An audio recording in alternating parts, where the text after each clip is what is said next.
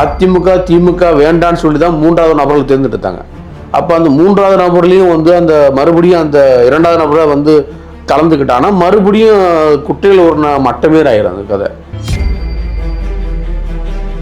அது கூட்டணி ஆட்சிங்கிறது வந்து எங்கள் தலைவரோ இல்லை அண்ணன் விஜய் அவர்களோ இல்லை கம்யூனிஸ்ட் கட்சி தலைவர்களோ இன்னும் அது யாரும் சொல்லல. அந்த வார்த்தையை இன்னும் யாரும் பயன்படுத்திக்காது. கூட்டணி ஆட்சி கூட்டணி அப்படி யாரும் பயன்படுத்த.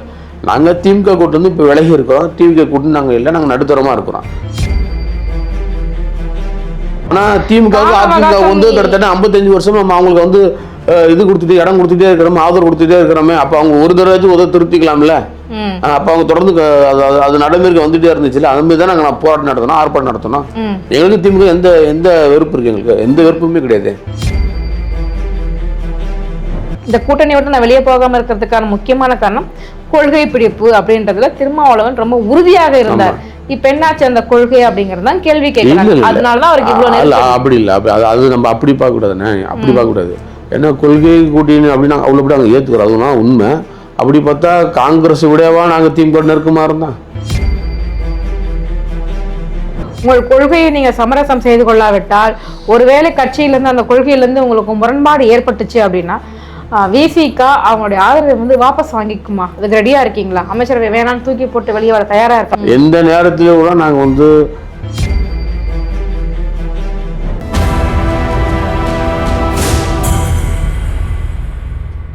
வணக்கம் சார். வணக்கம் சார். இப்போ பொதுவாக பார்த்தீங்க அப்படின்னா இப்போ இன்றைய சூழ்நிலையில் இப்போ இருக்கிற காலகட்டத்தில் அதிமுகவினுடைய நிலை பார்த்தீங்க அப்படின்னா நிறைய பேர் வந்துட்டு அதுலேருந்து விலகி தாவைக்காவில் போய் இணைஞ்சிக்கிட்டு இருக்கிறாங்க. இது வந்துட்டு உண்மையிலேயே இது எதை காட்டுகிறது? அதிமுகவினுடைய கட்சியினுடைய எதிர்கால நிலை எப்படி இருக்கும் அப்படின்னு நினைக்கிறீங்க? இது வந்து ஒரு தமிழ்நாட்டில் நடக்கக்கூடிய மிகப்பெரிய ஒரு செயலை நான் கருதலை. இது வந்து ஒரு ஆரோக்கியமான அரசியலாக இதை நான் பார்க்கல. ஏன்னா கிட்டத்தட்ட ஒரு 50 ஆண்டுகளுக்கு மேலாக வந்து அதிமுக திமுக இருந்த காலகட்டத்தில் இருந்து இன்றைக்கி டிவிக்கேன்னு பெரிய ஒரு மாற்றத்தை மக்கள் விரும்பியிருக்கிறாங்க. அதை நம்ம வரவேற்போம், அதை ஏற்றுக்கொள்வோம். ஆனால் இருந்தாலும் ஒரு கட்சியை அழித்து இன்னொரு கட்சியில் வந்து பராமரிப்பு பண்ணுவது இல்லை வளருவதுங்கிறது வந்து உள்ளபடி அது ஏற்கத்தக்க செயலாக நாங்கள் உள்ளபடி அது கருதலை. அதை முன்னிட்டு தான் எங்கள்கிட்ட தலைவர்கள் கூட உள்ளபடியே நாங்கள் அது வரவேற்கலை. இது நாங்கள் எங்களுக்கு ரொம்ப சங்கடமாக இருக்கணும். ஒரு கம்யூனிஸ்ட் கட்சி தலைவர் சொல்லியிருக்காங்க, எங்கள் தலைவர் சொல்லியிருக்காங்க. அதன் பிறகு தான் வந்து அந்த எம்எல்ஏக்கள் பட்டாளம் வெளியே வருவது வந்து கொஞ்சம் நிறுத்திருந்துச்சு. இப்போ மறுபடியும் இப்படி கொஞ்சம் வெளியே வருவதுக்கு வந்து கொஞ்சம் ஏற்புடைய அரசியல் இல்லை. அது தமிழக மக்கள் மீது வந்து ஒரு ஒரு பார்வையாக டிவிக்கு மேலே பார்ப்பாங்கங்கிறத என்னுடைய நம்பிக்கை. நான் அதை பார்க்குறேன். நான் இதை அதே மாதிரி பாத்தீங்க அப்படின்னா ஆவேக்காவினர் அதிமுக எம்எல்ஏக்களை விலை பேசி கொண்டுட்டு வருவதாக வந்துட்டு ஒரு நரேட்டிவ் வந்து சொல்லிக்கிட்டு இருக்கிறாங்க. இது எந்த அளவுக்கு உண்மையிலேயே தாவேக்கால அப்படிலாம் நடந்துகிட்டு இருக்குதா? இல்லை, அது அவங்க குதிரம் பேரம் பண்ணாங்களா பண்ணலாங்க நமக்கு அது உள்ளபடியே தெரியாது. ஆனால் இப்படியே அதிமுகவில் இருந்து எம்ஜிஆர் கண்ட இயக்கம், அது புரட்சித்தொழில் அம்மா கண்ட இயக்கம், அண்ணன் எடப்பாடி அவர்களின் கண்ட இயக்கம், இப்போ வந்து அங்கிருந்து பெரிய பெரிய தலைவர்கள், இரண்டாம் கட்ட தலைவர்கள்லாம் வந்து டிவிகே பக்கம் வருவது என்பது அது சரியாக இருக்காதுன்னு என்னுடைய பார்வை. ஏன்னா அதிமுக திமுக வேண்டான்னு சொல்லி தான் மூன்றாவது நபர்கள் தேர்ந்தெடுத்தாங்க. அப்போ அந்த மூன்றாவது நபர்லையும் வந்து அந்த மறுபடியும் அந்த இரண்டாவது நபரை வந்து கலந்துக்கிட்டானா மறுபடியும் குட்டையில் ஒரு மட்டமே ஆயிரும் அந்த கதை. அதனால் இது உள்ளபடியே வந்து இளைஞர்களும் அதை ஏற்றுக்க மாட்டாங்க, மாற்ற சக்தியை ஏற்றுக்கொள்ள மாட்டாங்க, புதிய வாக்காளர்களும் ஏற்றுக்க மாட்டாங்க.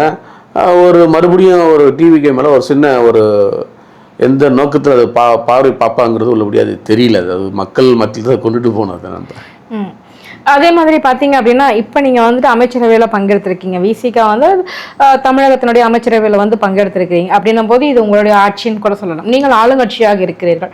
ஆளுங்கட்சியாக இருக்கக்கூடிய நீங்கள் இப்போ பார்த்துக்கிட்டு தான் இருக்கீங்க. சட்டம் ஒழுங்கு எப்படி இருப்பதாக உணர்கிறீர்கள்? சட்டம் ஒழுங்கு திமுக ஆட்சி காலத்துலேயும் இதே மாதிரி இந்த நிலைமை தான் இருந்துச்சு. அதிமுக காலத்துலேயும் இந்த நிலைமை தான் இருந்துச்சு. அது கிராமப்புறங்களையும் நகர்ப்புறங்களையும் இருக்க குற்றச்செயல் வந்து சீராக தான் இருக்குது. அது அதிமுக நடக்கல, அது திமுக நடக்கல, டிவிகேல மட்டும் ரொம்ப அதிகமாக நடக்கிறதுங்கிறது அது ஏற்படுத்தி இருக்காது. திமுக தரப்புல வந்து அவங்க வந்து அந்த செய்திகள் வெளியிடாமல் பார்த்துருக்கலாம், இல்லை அதிமுக தரப்புல வந்து இதே மாதிரி குற்ற செய்திகள் வெளியிடாமல் பார்த்துருக்கலாம். ஆனால் டிவிக்கு ஒரு புதுமையாக வந்திருக்காங்க. அதில் பல செய்திகளும் பார்க்கும்போது, செய்தித்தாளில் பார்க்கும்போது, இல்லை தொலைக்காட்சியில் பார்க்கும்போது நமக்கு கொஞ்சம் நெருடலாக தான் இருக்குது. இவ்வளோ குற்றச்சி நடந்துகிட்டு இருக்கே அப்படின்னு நம்மளுக்கு கொஞ்சம் மன நெருடலுங்கிறது உள்ளபடியே இயல்பாகவே அது தோன்று தான் செய்யுது. அது உள்ளபடியே வந்து ஆளுங்கட்சிங்கிறது கொஞ்சம் விரைவாக வந்து அந்த குற்ற செயல்கள் வந்து தடுக்கணும் அதுங்கிறது நம்ம முன்னிறுத்துங்கிறது நம்முடைய செயலை பார்க்க. ஏன்னா வந்துட்டு திமுக நடந்துச்சு, அதிமுக நடந்துச்சு, தாவைக்கால நடக்குது அப்படிங்கிறத நம்ம சாதாரணமாக கடந்து போக முடியாது. மாற்றம் சொல்லிட்டு தான் வந்துட்டு நீங்க ஆட்சிக்கு வந்திருக்கிறீங்க.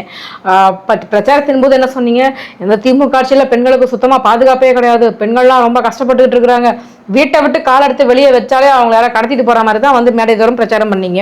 அப்படி இருக்கக்கூடிய ஒரு சூழ்நிலையில இன்னைக்கு பெண்களுக்கான ஒரு பாதுகாப்பு எப்படி இருக்கு, குழந்தைங்களுக்கான ஒரு பாதுகாப்பு எப்படி இருக்கு? இல்லை, ஆட்சிங்கிறது வந்து அந்த இடத்துல நான் மாறு போகிறேன். ஏன்னா ஆட்சி வந்து டிவிக்கு ஆட்சி தான். நாங்கள் வந்து ஒரு ஆதரவு கொடுத்தா அந்த ஆதரவு ஒரு விடையாக அந்த ஆதரவுக்கு ஒரு வினாக்காக வந்து எங்களுக்கு வந்து ஒரு அமைச்சர் இடம் கொடுத்துருக்கோம். அந்த பார்வையில் மட்டும் தான் நாங்கள் டிவி கூட நாங்கள் கூட்டின்னு இருக்கிறோம்.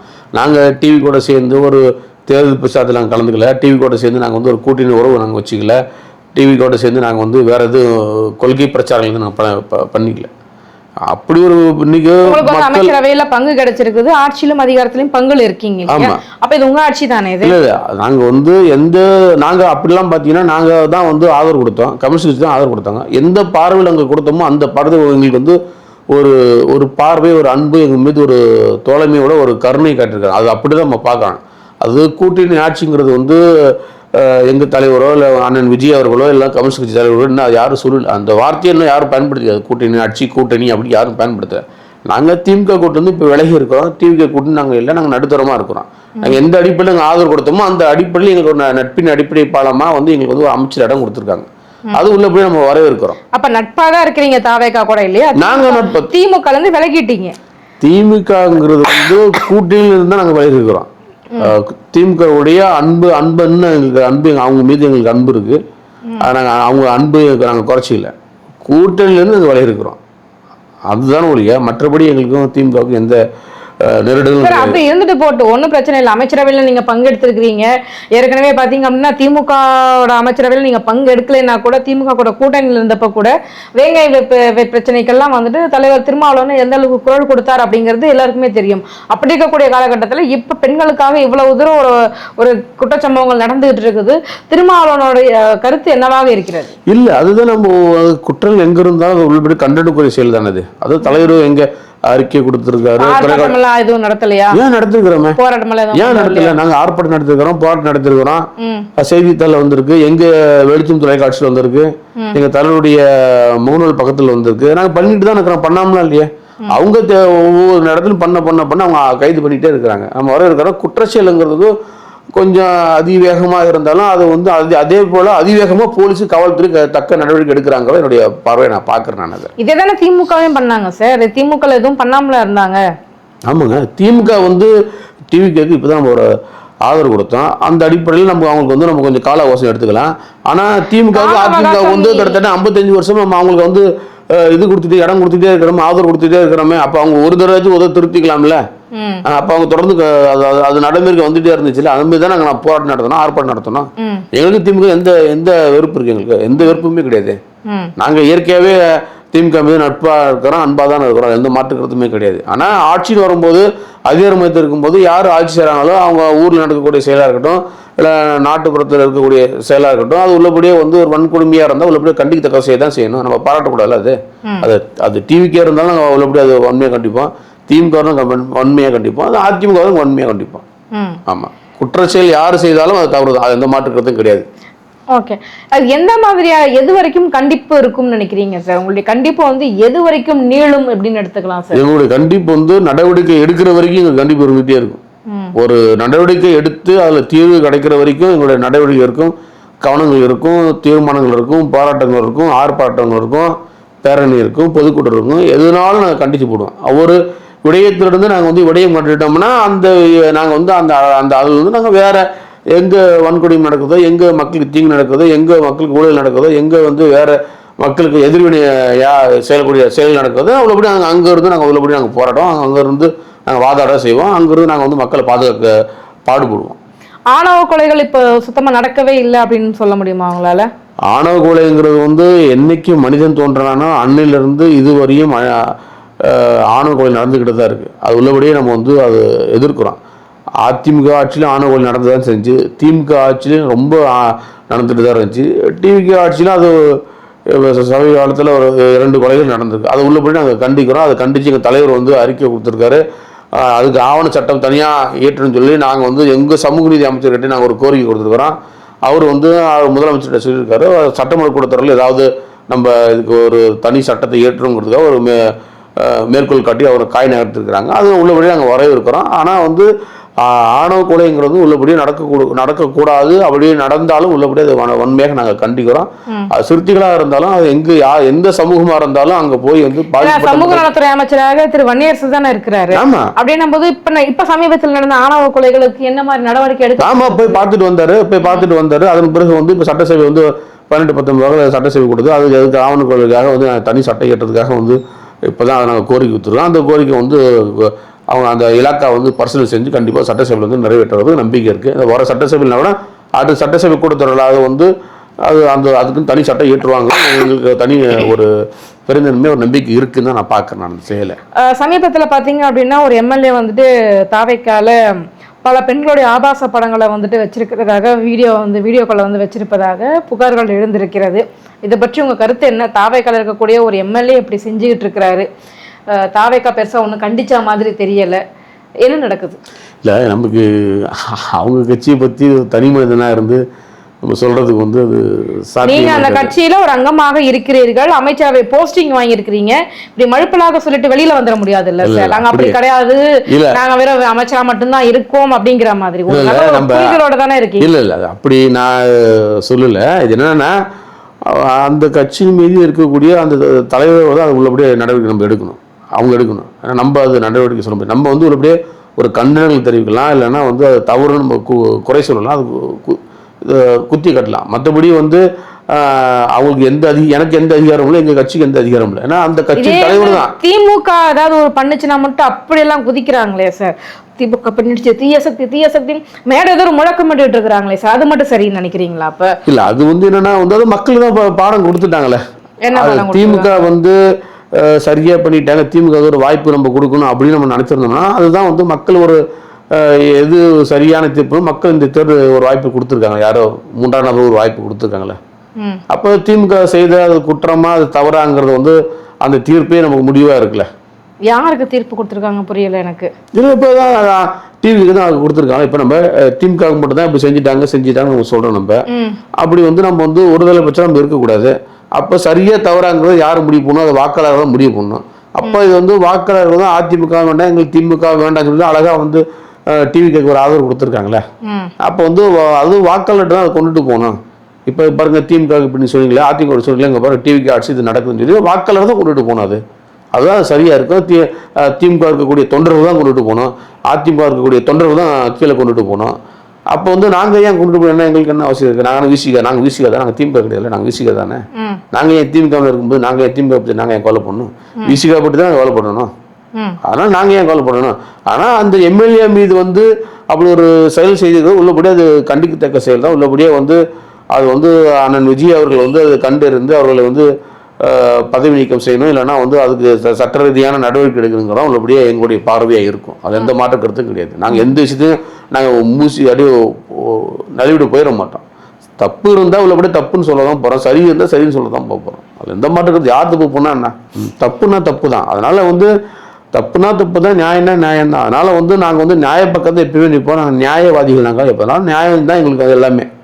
அதனால் தவறு தான். ஆனால் விஜய் அவர்கள் வந்து கண்டிப்பாக அதை வந்து அந்த எம்எல்ஏ வந்து உள்ளபடியாக அவர் வந்து என்ன அது அப்படின்னு பார்த்து அந்த விஷயத்தை பார்த்தா அது உள்ள நடவடிக்கை எடுப்பாருங்கிறது நாங்கள் நம்புகிறோம். ஒரு வெகுஜன மக்களாக இருந்து அதை நாங்கள் நம்புகிறோம். நாங்கள் தமிழகத்தில் பரவலாக வந்து நிறைய இடங்கள்ல வந்து மின்வெட்டுகள் வந்து நடந்துகிட்டே இருக்குது. இந்த மின்வெட்டுகளுக்கு வந்துட்டு பார்த்தீங்க அப்படின்னா திமுக காரங்க தான் வந்துட்டு இந்த ஃபீஸ் கிரெடிட்டை திருடி போயிடுறாங்க அப்படின்ற மாதிரியான புகார்கள் தாவேக்கால சொல்லிட்டு இருக்காங்க.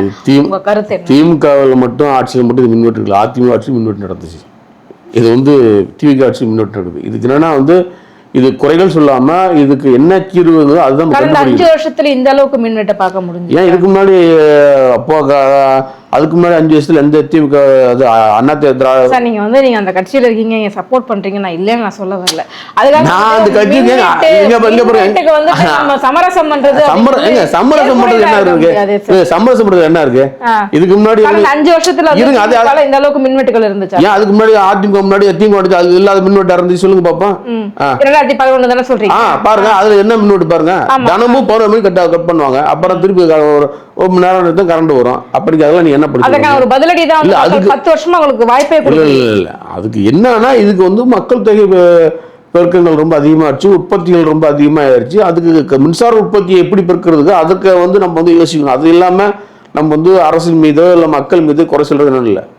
இதுக்கு வந்து தேவையா வந்து நம்ம பிற மாநிலத்தை வந்து நம்ம வந்து மின்சாரத்தை உள்வாங்கிக்கணும். இல்லை வந்து நம்ம என்எல்சி இருந்தால் நம்ம வந்து வேற கேரளாவுக்கு போகுது, ஆந்திராவுக்கு போகுது, கர்நாடகா போகுது, டெல்லிக்கு வேற மாநிலத்துலாம் போகுது. அது நம்ம வந்து டெல்லியிலிருந்து மறுபடியும் நம்ம வந்து ஏதாவது வந்து நம்ம தமிழ்நாடு அரசு வந்து டெல்லியில் வந்து நம்ம வந்து பேசி நம்மளுடைய மின்சாரம் நமக்கு அதிகமாக வேண்டும் வாங்கிக்கணும். இல்லைன்னா வந்து நம்மளுடைய நிவாரண நிதியிலேருந்து நம்ம மின்சாரத்தை உள்ளபடியே வாங்கிக்கணும். இல்லை நம்ம வந்து உற்பத்தி பண்ணிக்கணும். நம்ம வந்து பார்த்தீங்கன்னா திருநெல்வேலி, தூத்துக்குடி, செங்கோட்டை பக்கம் பார்த்தீங்கன்னா மின்சார உற்பத்தி அதிகமாக பண்ணுறாங்க. அந்த போது நம்ம வந்து மின்சாரத்தை அதிகமாக உற்பத்தி பண்ணணும். இல்லை காற்றாலை உற்பத்தி நம்ம அதிகம் மின்சாரம் பண்ணணும். அந்த உற்பத்தியை எப்படி நம்ம பண்ணணுங்கிறது தான் ரொம்ப ஆக்கப்பூர்வமாக இருக்குமா ஒழிய இவங்க நம்ம குற்றம் சொன்னால் போதும், இவங்களுக்கு குற்றம் சொன்னால் போனோங்கிறது அது தீர்வு கிடையாது. உற்பத்தியை எப்படி நம்ம பெருக்கணுங்கிறத முதல் பாயிண்டை நம்ம கருதுணும். அதனால வந்து நான் என்ன சொல்றேன்னா உற்பத்தியை வந்து பெருக்கணும், மின் உற்பத்தியை வந்து அதிகப்படுத்தணுங்கிறத என்னுடைய பார்வையை நான் பார்க்குறேன். அவர் தான் நான் விரும்புகிறேன். நான் உங்களுக்கு குறை சொல்லிட்டு அவங்களும் தப்பிக்க கூடாது, அவங்க குறை சொல்லிட்டு இவங்களும் தப்பிக்க கூடாது. அப்போ யார் பாதிக்க போறா? மக்கள் தானே பாதிக்க போறான். அதுக்கு என்ன காரணம்? அப்போ மின் உற்பத்தி தேவை. அதனால அரசு எந்த அரசாக இருந்தாலும், திமுக அரசாக இருந்தாலும், தாவேக அரசாக இருந்தாலும், அதிமுக அரசாக இருந்தாலும் மின் உற்பத்தியை வந்து அதிகப்படுத்தணும், மின் உற்பத்தி அதிகமாக வாங்கி கொள்ளணும் அப்படிங்கிறது தான் அப்படியே நான் ஒரு பார்வையை இருக்கணும். அதுதான் மக்கள் விரும்புவாங்க. இதுதான் சாத்தியமா இருக்குதுதான், இதுதான் சாதுரியமா நகரும். அதை பண்ண தவறிட்டாங்கன்னு எடுத்துக்கலாமா தாவேக்கா? திமுக எடுத்து தவிர நீங்க நம்பலாம். நீங்க தாவேக்கான்னு சொல்றீங்க. தாவேக்கா தான் ஆட்சியில் இருக்கு. திமுக ஆட்சி கூட நடந்துச்சு. இல்ல திமுக ஆட்சி கூட நடந்துச்சு.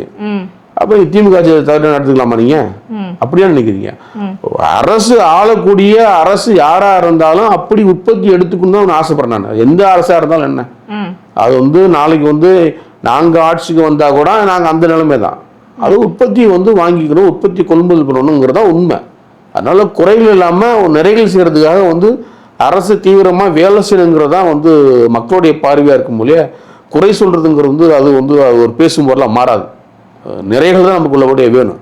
அதுக்கு வந்து நிறைகள் வேணும்னா அதுக்கு வந்து உற்பத்தி அது உள்ளபடியே வேணுங்கிறதா என்னுடைய பார்வை. அதுதான் உண்மை, அதான் சாத்தியம். அதுக்கு என்ன வந்து கால அவகாசம் தேவை? கால அவகாசம் தேவையில்லை, உற்பத்தியை பெருக்கணும். இதுதான் ஒரு தடவை மே மாதம் வந்துச்சுன்னா அடுத்த நேரம் வந்து இந்த பாருங்க மின்வெட்டு அது 6 மாதத்துக்கு ஒரு தடவை வந்து மின்சார கட்டணம் உயர போகுது. அது திமுக ஆட்சி இருந்தாலும் அதிமுக ஆட்சி இருந்தாலும் 6 மாதத்துக்கு ஒரு தடவை வந்து மின்சார கட்டணம் உயர்த்தி தான் ஆகும். இது காலத்தையும் கட்டாயம். இப்போ வந்து கட்டாயம் உயர்த்த தான் போகிறாங்க. அப்போ இந்த கட்டாய உற்பத்தியின் மூலமாக ஏதாவது உற்பத்தி கூட வாங்கி அரசு மக்களுக்கு கூட அவங்க கொடுக்கலாம். அதனால் வந்து நான் வைக்கிற கோரிக்கை என்னென்னா அரசு வந்து மின் உற்பத்தி வந்து பெருக்கணுங்கிறதா ஒரு பார்வை. இதுதான் உண்மை. இது ஒரு அரசு மீது பழி போடுறதோட இல்லை போன அரசு மீது வந்து ஒரு ஒப்பிட்டு பார்க்கறதோட அது வந்து உண்மையா இருக்காது. உற்பத்தி பெருக்கிறதா சரியா இருக்கும். அப்படிதான் நான் விரும்புறேன் நான் இதை. அப்ப என்னதான் சொல்ல வரீங்க? கன்க்ளூஷன் என்ன எடுத்துக்கலாம்? உற்பத்தியை வந்து பெருக்கல அப்படின்னு எடுத்துக்கலாமா, இல்ல கால அவகாசம் தேவைப்படுது அப்படின்னு எடுத்துக்கலாமா? மின் உற்பத்தியை அதிகமா நம்ம வந்து ஒன்னும் மின் உற்பத்தி வாங்கணும், இல்லைன்னா உற்பத்தி பண்ணணும். இது எது அரசுக்கு ரெண்டுமே வந்துட்டு தாவேக்கா இன்னும் பண்ணாம இருக்காங்கன்னு இல்ல, திமுகவும் இது பண்ணல, திமுக பண்ணல. ஆமா, அதிமுகவும் இது பண்ணல. ஆனா கடந்த 5 வருஷத்துல இந்த அளவுக்கு ராத்திரியில மின்வெட்டு ஏற்படல. உங்களுக்கு அப்படி தெரியல. கிராமப்புறம் நீங்க இருந்திருந்தா உள்ளபடி உங்களுக்கு தெரிஞ்சிருக்கும். எங்க கிராமப்புறம் நிறைய இடத்துல மின்வெட்டுல இருந்துச்சு. கடந்த 5 வருஷத்துல அந்த மாதிரி நடந்துச்சு. ஆமா, அதுக்கு முன்னாடி அதிமுக ஆட்சி தான் நடந்துச்சு. அப்ப வந்து அதிமுக வந்து எதை வச்சு வந்து வந்தாங்க? அவங்க மின்வெட்டு சொல்லி தான் அவங்க ஆட்சிக்கு வந்தாங்க. இப்ப இன்னைக்கு வந்து டிவி மட்டும் நீங்க குறை சொல்லிட்டு சரியா போயிடும். அது அப்ப வந்து ஆட்சியாளர்கள் வந்து உற்பத்தி பெருக்க முடியல, ஆட்சியாளர்கள் வந்து மின்சாரத்தை வாங்கி அதை வந்து மக்களுக்கு வந்து இது பண்ண முடியலங்கிறதா உள்ளபடியே ஒரு வேதனையாக இருக்கக்கூடிய செயலாக இருக்குது, எந்த ஆட்சியாக இருந்தாலும் சரி. இப்போ சிங்கப்பெண்கள் பாதுகாப்பு படையினு ஒன்று ஆரம்பிச்சிருக்கிறாங்க, அதோடைய செயல்பாடுகள் எப்படி இருக்குன்னு நினைக்கிறீங்க? இல்லை, அது நமக்கு சிங்கப்பெண் பாதுகாப்பு படை நம்ம பற்றி நமக்கு என்ன தெரியும்? நமக்கு காவல்துறை கொஞ்சம் தூரம் இருந்தாலும் ஒரு திட்டங்கிறது புதுசாக அறிவிச்சிருக்காரு, அதை உள்ளபடி நம்ம வரவேற்போம். அது செயலாக்குங்கிறது வந்து கொஞ்சம் போக போகுது. ஏன்னா ஒவ்வொரு அரசும் வரும்போது ஒவ்வொரு இதை மாற்றுவாங்க. இதுக்கு முன்னாடி வந்து திமுக பீரியடில் வந்து ஒரு இலாக்கா இருந்துச்சு. அதன் பிறகு வந்து புரட்சித்தலைவர் அம்மா பீரியடில் வந்து ஒரு இது இருந்துச்சு. அதனால் ஒவ்வொரு ஆட்சிக்கு மாறும்போது அவங்க ஒரு ஸ்டாண்ட் எடுத்துக்குவாங்க. ஆனால் இந்த வந்து காவல்துறை இங்கே வந்து இருக்கப்பட்டதுலே 24 மணி நேரம் உழைக்கக்கூடிய ஏழை எளிய மக்கள் எப்படி இருக்காங்களோ அதுவே 24 மணி நேரமும் உழைக்கக்கூடிய யாருன்னா அது காவல்துறை மட்டும்தான். அதனால் அவங்களுக்குலாம் 100ல் அவங்க 200% கூட நம்ம வந்து அவங்களுக்குலாம் வந்து ஒரு வாய்ப்பு ஒன்று கொடுக்கணும். அதனால் சிங்கப்படைங்கிறது கொஞ்சம் சிறப்பாக செய்வாங்கிறத என்னுடைய நம்பிக்கையை நான் பார்க்குறேன். நான் அவங்க ஒரு சின்ன பொருளை கூட அவங்க வந்து 24 மணி நேரமும் வந்து அவங்க வேலை செய்யக்கூடிய ஒரே வேலை அரசு வேலைன்னா அது காவல்துறை மட்டும்தான். அதனால் அவங்களுக்குலாம் வந்து ஒரு மணி நேரம் வேலை செஞ்சால் கூட போதும், நம்மளுக்கு அவங்க ஃப்ரீ ஆயிடுவாங்க. ஏன்னா அவங்களுக்கு 1 மணி நேரம் கூட அவங்களுக்கு கிடைக்க மாட்டேங்குது, அந்த அளவுக்கு அவங்களுக்கு வந்து பணி சுமையாக இருக்குது. அதனால் இன்னும் நிறைய படைகளை வந்து அவர் பிரித்து உள்ளபடி அது கொடுக்கணும். அதே போல் வந்து இப்போ எல்லாத்துக்கும் சங்கம் இருக்குது, ஆனால் வந்து போலீஸுக்கு மட்டும் நலச்சங்கங்கள் இல்லை. அதேமாதிரி போலீஸுக்கும் வந்து ஒரு நலச்சங்கத்தை வந்து இந்த அரசு ஏற்படுத்தி தரணுங்கிறத என்னுடைய வேண்டுகோளாக நான் வைக்கிறேன். ஏன்னா எல்லா துறையிலும் சங்கங்கள் இருக்குது, ஆனால் அதேமாரி காவல்துறையிலும் ஒரு நலச்சங்கம் இருந்தால், இல்லைன்னா வந்து காவல்துறை சங்கம் ஒன்று உருவாக்கினா அப்படி இருந்தால். ஏன்னா இது வந்து காவல்துறையில் வந்து கிட்டத்தட்ட ஒரு 40-50 ஆண்டுகளாக இயக்கம் இது. அதனால் இந்த அரசு வந்து அப்படி ஒரு சிங்கப்படை மாரி வந்து ஒரு காவல்துறை சங்கம் அப்படின்னு வந்து ஓய்வு பெற்ற நலச்சங்கம் எப்படி இருக்கோ, காவல்துறையில் இருக்கக்கூடிய சங்கம் எப்படி இருக்கோ, அதேமாரி வந்து அரசு அனுமதி கொடுத்தால் சிறப்பாக இருக்குங்கிறத என்னுடைய பார்வை. கம்யூனிஸ்ட் கட்சிகளாகட்டும் இல்லை IUML ஆகட்டும் இல்லை மற்ற கட்சிகளாகட்டும் எடுத்த முடிவை தான் வந்துட்டு திருமாவளவன் ஐயாவும் எடுத்திருக்கிறார். அவங்களுக்கெல்லாம் இல்லாத ஒரு நெருக்கடி வந்துட்டு திருமாவளவன் கிட்ட இருப்பதாக சொல்லப்படுவது ஏன், என்ன காரணமாக இருக்கும்னு நினைக்கிறீங்க? அந்த செய்தி நம்ம எடுத்து எப்படி பார்த்துக்கணும்னா, எங்களுக்கு முன்னாடி காங்கிரஸ் கட்சி திமுக கூட்டிலேருந்து அதிவிரைவில் போய் வந்து அவங்க போய் கூட்டணியில் போய் இணைஞ்சுக்கிட்டாங்க. அதன் பிறகு கம்யூனிஸ்ட் கட்சியெல்லாம் போய் சேர்ந்துக்கிட்டாங்க. அதன் பிறகு IUMLலாம் வந்து போய் சேர்ந்துக்கிட்டாங்க. அதன் பிறகு கடைசியாக தான் நாங்கள் போனோம். ஆனால் காங்கிரஸ் மீது எந்த அம்பு இல்லை, ஆனால் கம்யூனிஸ்ட் கட்சி மீது எந்த பள்ளியில் சொல்லலை. IUML ஆட்சியில் பங்கெடுத்துக்கிட்டாங்க, அவங்க மீது சொல்லலை. ஆனால் விசிக மட்டும் ஏன் டார்கெட் பண்ணது, என்ன காரணம்? ஏன்னா வந்து திமுகவோட தலைமைக்கு ரொம்ப நெருக்கமாக இருந்திருக்கிறீங்க. நாங்கள் வந்துட்டு வெறும் சாதாரண கூட்டணி கிடையாது, அரசியலுக்கான கூட்டணி கிடையாது, கொள்கை ரீதியான கூட்டணி, எங்களுக்கு இந்த கொள்கையை பிடித்திருப்பதால் நாங்கள் இருக்கிறோம். தேர்தல் அப்போ வந்து பார்த்தீங்க அப்படின்னா தொகுதி பங்கீடு செய்யும் போதும் இந்த கூட்டணியோட நான் வெளியே போகாமல் இருக்கிறதுக்கான முக்கியமான காரணம் கொள்கை பிடிப்பு அப்படின்றதுல திருமாவளவன் ரொம்ப உறுதியாக இருந்தார். இப்ப என்னாச்சு அந்த கொள்கை அப்படிங்கிறது தான் கேள்வி கேட்கறாங்க. அதனாலதான் அவருக்கு இவ்வளவு அப்படி இல்லை, அது நம்ம அப்படி பார்க்க கூடாதுண்ணே, அப்படி பார்க்க கூடாது. ஏன்னா கொள்கை கூட்டணி அப்படின்னா அவ்வளோ நாங்கள் ஏற்றுக்கிறோம், அதுதான் உண்மை. அப்படி பார்த்தா காங்கிரஸ் விடவா நாங்கள் திமுக நெருக்கமாக இருந்தோம் சொல்லுங்க பார்ப்போம். ஆதி காலத்துல வந்து இந்த நேற்று வரையும் காங்கிரஸ் வந்து திமுக வந்து ரொம்ப ஐக்கியமாக இருந்தாங்க. இப்போ தான் வந்து அவங்க போயிட்டாங்க.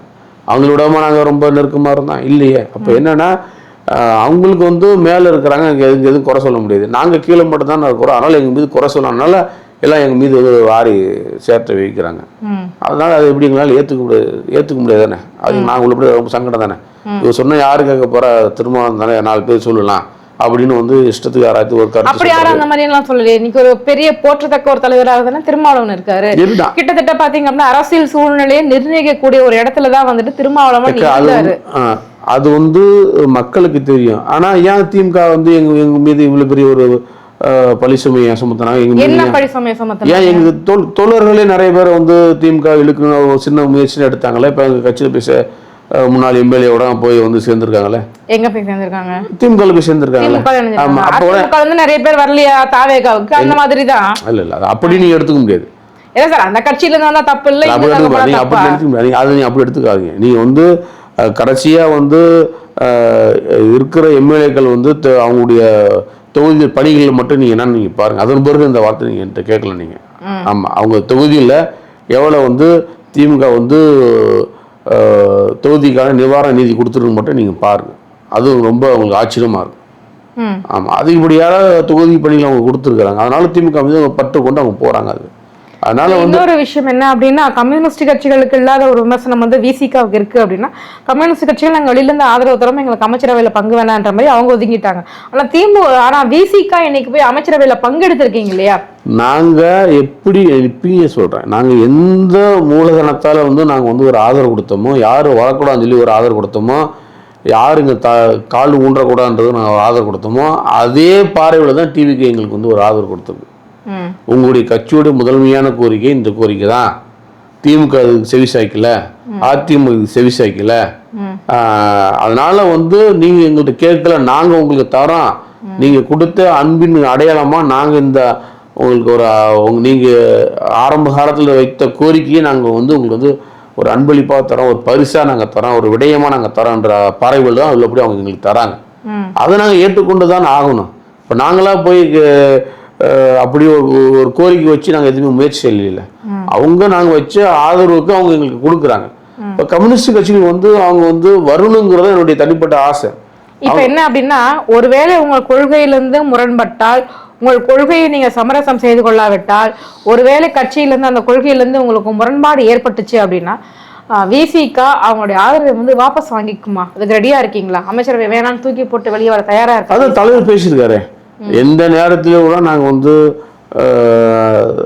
தாவக்காகவும் நாங்கள் வந்து வெளியே எந்த அளவு நாங்கள் கூட்டில் சேர்ந்தோமோ அந்த அளவு நாங்கள் எல்லாம் வரக்கூட முடியுங்கிறது தலைவர் அழகாக சொல்லியிருக்காரு. தலைவர் பேசியிருக்காரு.